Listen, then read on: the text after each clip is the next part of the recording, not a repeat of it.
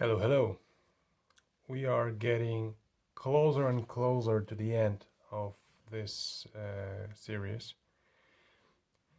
Today, I will try to cover our hardware, the drawing hardware, and what exactly I mean by that. Well, when I was learning at different courses and when I was listening to different art teachers, uh, just few times I've heard about uh, the person who is drawing actually. Um, Most of the lessons are focused on pencils, how to hold a pencil,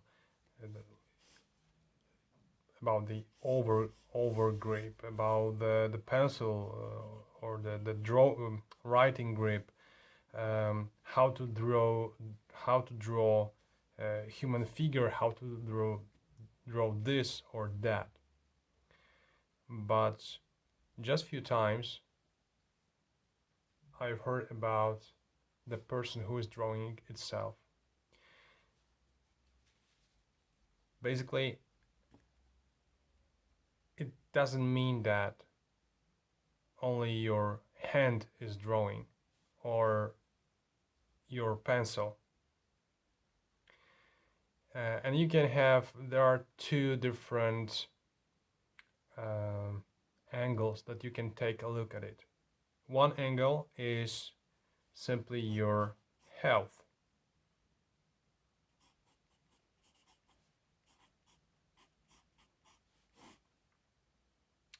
Strange, perhaps, but your health is very important. So, what is the influence of drawing process to your health? And actually, drawing process influence your body the most. At least this is my experience, right? Whenever you sit next to the drawing board or your computer or a tablet or whatever, you are using much more than just your hand, much more than just your wrist, right? The drawing process influence all the muscles from the wrist to the elbow, from the elbow to the shoulder, and from the shoulder to your back. During the process, depends on how you keep your head, for example, right? But when you are sitting next to your drawing board, right? We have a desk, and we have some kind of a chair, and if you have this fancy stuff that you can pull up to have your drawing on, then you are sitting, right? So you do have hips somewhere here,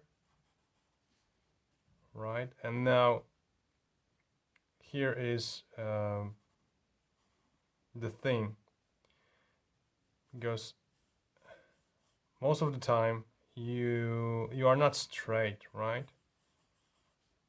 You are looking at your drawing board, right? You are holding your pen or pencil or whatever, and so in this position your neck is working, neck muscles, your spine is working,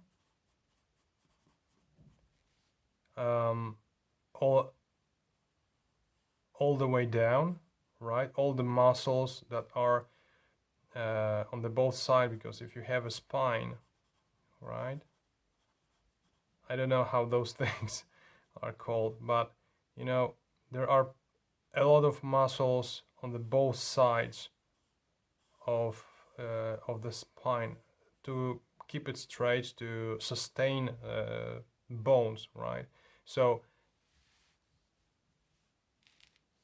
when you are in this position, then all those muscles are working heavily for you not to, fall down. The next thing that I have learned recently, the sitting position, and it doesn't matter if you are drawing or working in the office, just the sitting position has very significant influence on this area. Perhaps I will use another color. This place, right? The connection between your pelvis and your leg, right? This place here. There are a lot of stuff. I don't know how to say it, how to call them in English, but those muscles here while during a long session are getting shorter, right? So here is this type of direction. On the other side, like in most of the places in the body, when something gets shorter, the other side is getting stretched, right? So here it will work like this. So, and why I am telling you this, because if you draw for a long time every day, or even from time to time, but for a long time, this type of position can bring you out of pain, simply. And it's very, very important to, stretch your back from time to time, to stand up, to walk at least a little bit, so the muscles that you have, right, muscles, they will get some, I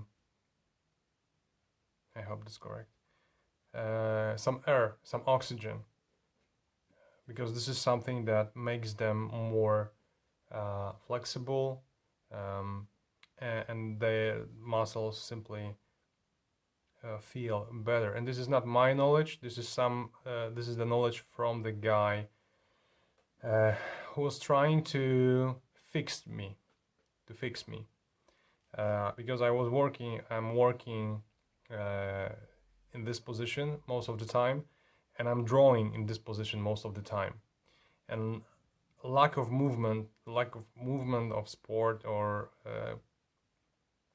taking care of my neck, my spine, and those muscles, that connection between the pelvis and the leg, caused me maybe not a lot of pain, but a lot of trouble, right? It is not as movable as it should be, and after a while it ends in pain. So you need to take care of yourself, in sake of being able to draw as long as you would like to, as you wish to. The same thing when we go to more, let's say, details, it's about drawing arm itself. Usually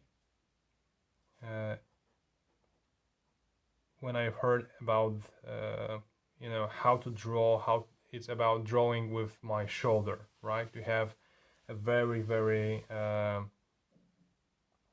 like open range of movements, right? Not just not just the wrist, but the elbow and the shoulder. But I found out it's not the full truth. It is truth, of course, but it's not the full truth, because in the process there are few other things that are engaged. And here you have the back muscles, right? As you can see, and believe me or not, most of them are connected in one way or another. So even though, let's say, in a common understanding, my common understanding was that the movement itself should end here, like on the shoulder, I found out, thanks to pain, that it's not the truth, because muscles around scapula are working also in this, just to move your arm. So I'm telling you this because if you can think about those muscles, and you can think about that they should relax. It's funny thing, but actually it works. That you can feel a relief when you have some tension in those muscles, and you can actively do some exercises, not only for the arm, for the shoulder, but also for the back and the area. I'm right-handed, so for me this area is quite important, around right scapula.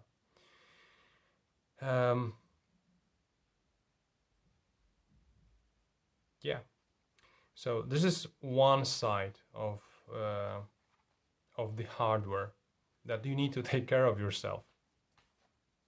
The second area is how your body influences your